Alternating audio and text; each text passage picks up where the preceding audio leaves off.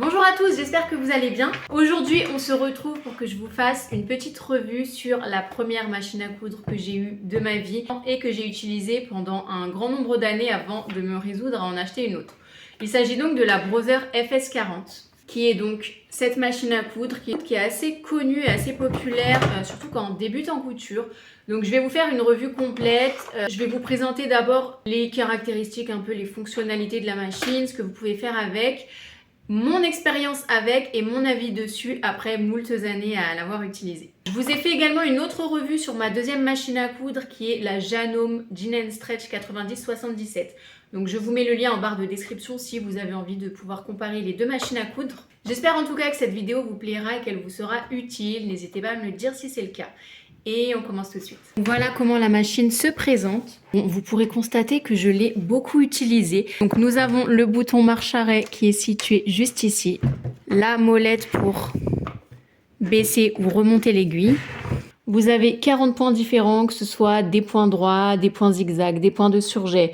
Vous avez des points décoratifs de broderie entre guillemets. Vous avez plusieurs sortes de boutonnières. En ce qui concerne les boutonnières, je vous avoue que la machine ne fonctionne pas à 100% à chaque fois.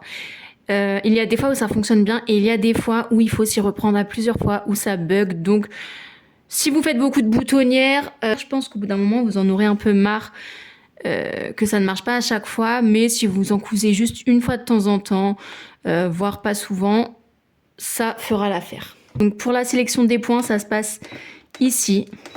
Donc là, vous choisissez le point que vous souhaitez.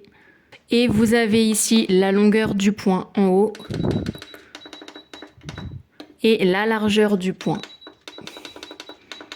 Il s'agit donc d'une machine électronique, bien sûr. Vous avez le réglage de la tension qui se situe juste ici.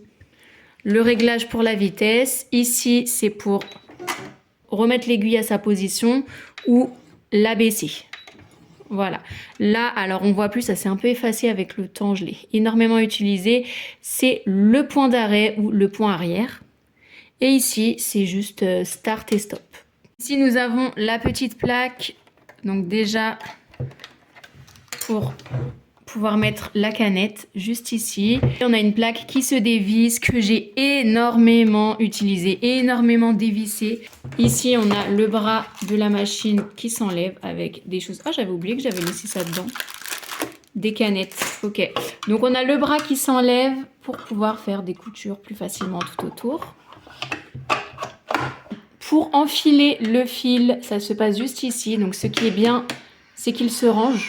Bon, désolé, il y avait énormément de travaux très bruyants juste devant chez moi, comme il y en a toujours en ce moment, donc je vais continuer en voix off. Donc le fil s'enfile à cet endroit-là.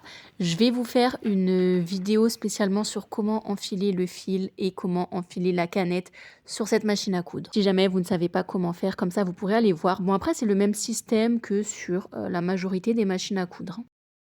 Vous avez ce petit truc pour vous aider à coudre la boutonnière. Il y a un coupe-fil qui est situé juste à l'arrière de la machine qui est très pratique. Ça ressemble à ça. Au niveau du bruit que fait la machine à coudre, ça reste un bruit moyen pour une machine à coudre. Elle n'est pas silencieuse, elle n'est pas non plus méga bruyante.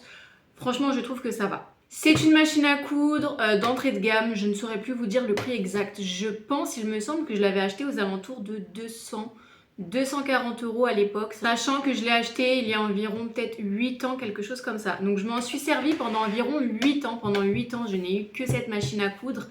Et honnêtement, elle a très bien fait l'affaire. Je pense que c'est l'une des meilleures en entrée de gamme en termes de rapport qualité-prix. Bon, je les ai pas toutes testées, mais franchement, je pense que c'est l'une des meilleures. Si vous débutez en couture, elle sera très bien pour débuter.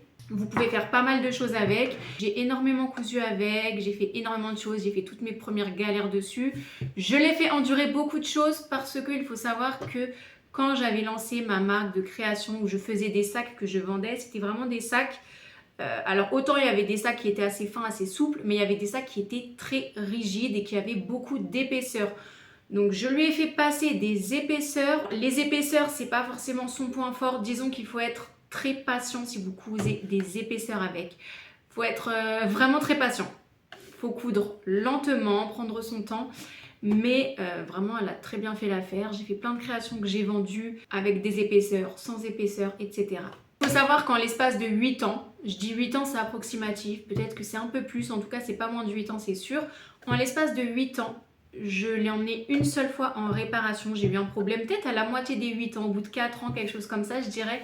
J'ai eu un problème avec, j'ai dû l'emmener en réparation. Suite à la réparation, elle a de nouveau très bien fonctionné jusqu'à présent. Il faut savoir que je ne l'ai jamais emmené en révision ni quoi que ce soit. Bon, normalement, on est censé emmener nos machines à coudre en révision de temps en temps. J'avoue que je ne l'ai jamais fait. Et là, elle recommence depuis environ 1 an à faire des siennes. Enfin, je ne peux plus l'utiliser. En fait, maintenant, elle a un problème où il y a le fil qui s'en mêle d'office. Voilà, quoi que je fasse, le fil s'en mêle. Je ne l'utilise plus pour l'instant parce que j'ai mon autre machine à coudre, la Janome, que j'adore. Mais je pense l'emmener en réparation dès que j'aurai le temps et que j'aurai la motivation. Parce que ma fille veut apprendre à coudre et je pense que c'est une très bonne machine pour lui faire apprendre la couture. À quel point je l'ai usée, à quel point je l'ai sollicitée, elle a quand même bien tenu le coup. Donc voilà, mon avis dessus, c'est que c'est une très bonne machine à coudre pour commencer la couture, pour vos premières années de couture. Je pense avoir répondu à la plupart des questions que vous pourriez être amené à vous poser. Si vous avez d'autres questions sur cette machine, n'hésitez pas à me les laisser en commentaire, j'y répondrai avec grand plaisir. Voilà, j'espère que cette vidéo vous aura plu et vous aura été utile et on se retrouve bientôt. Salut!